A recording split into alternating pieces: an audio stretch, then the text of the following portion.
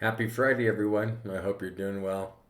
Hey, listen, do you ever meet somebody who is so worried about following the rules and everybody else following the rules that they sort of lose the whole idea about grace?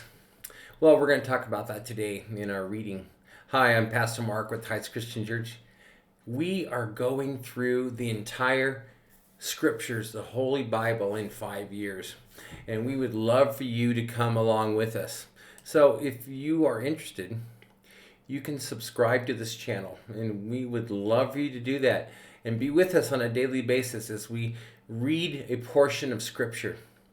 And as we do that, we will do it together. And after we do it together, we're also going to be picking something out of it just to help us to be, well, more like Jesus. So today we're in Matthew chapter 12, well, the first part of it anyway, first 21 verses. So let's read it together. Sound good? All right. At that time, Jesus went through the grain fields on the Sabbath. His disciples were hungry and began to pick some heads of grain and eat them. When the Pharisees saw this, they said to him, "Look, your disciples are doing what is unlawful on the Sabbath." He answered, "Haven't you read what David did when he and his companions were hungry? He entered the house of God, and he and his companions ate the consecrated bread, which was not lawful for them to do, but only for the priests. Or haven't you read in the law that the priests on Sabbath duty in the temple desecrate the Sabbath, yet are innocent? I tell you that something greater than the temple is here. If you had known what these words mean, 'I desire mercy, not sacrifice,' you would not have condemned the innocent, for the Son of Man is Lord of the Sabbath." Going on from that place, he went into their synagogue, and a man with a shriveled hand was there looking for a reason to bring charges against Jesus. They asked him, "Is it lawful to heal on the Sabbath?" He said to them, "If any of you has a sheep, or it falls into a pit on the Sabbath, will you not take hold of it and lift it out? How much more valuable is a person than a sheep? Therefore it is lawful to do good on the Sabbath." Then he said to the man, "Stretch out your hand." So he stretched it out, and it was completely restored, just as sound as the other. But the Pharisees went out and plotted how they might kill Jesus. Aware of this, Jesus withdrew from that place. A large crowd followed him, and he healed all who were ill. He warned them not to tell others about him. This was to fulfill what was spoken through the prophet Isaiah. "Here is my servant whom I have chosen, the one I love, in whom I delight. I will put my spirit on him, and he will proclaim justice to the nations. He will not quarrel or cry out. No one will hear his voice in the streets.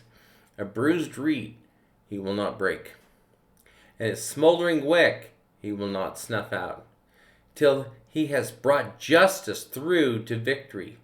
In his name the nations will put their hope." Now this stuff of Isaiah is messianic language. And again, Matthew is drawing the comparison of the Old Testament scriptures and showing that Jesus meets those scriptures, that he is indeed the Messiah. But I'd like to point out a couple of things here in Matthew 12. You're talking about the Pharisees come down on him because his disciples are pulling the heads of some of the grains and crunching on him. And they say, "Oh, they're harvesting, and that's what they shouldn't be done in the Sabbath." And they get all uppity about it. And he brings up the point of the fact that there are priests that work on the Sabbath day because that's what they're supposed to be doing, yet they're innocent. Why? Because the Sabbath was for man, not man for the Sabbath. And he says that in other scriptures. Actually, with this very same thing in life. And then he goes on and goes into their synagogue, and there's a man with a shriveled hand. And they ask him the question, is it lawful to heal on the Sabbath?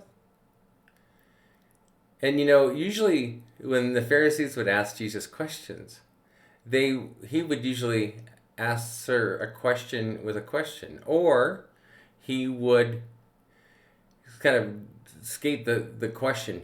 But in one of these very rare instances, Jesus answers them. But he doesn't say, they ask him, is it lawful to heal on the Sabbath? He answers the question, therefore it is lawful to do good on the Sabbath, reminding the Pharisees that healing is generally a good thing, right?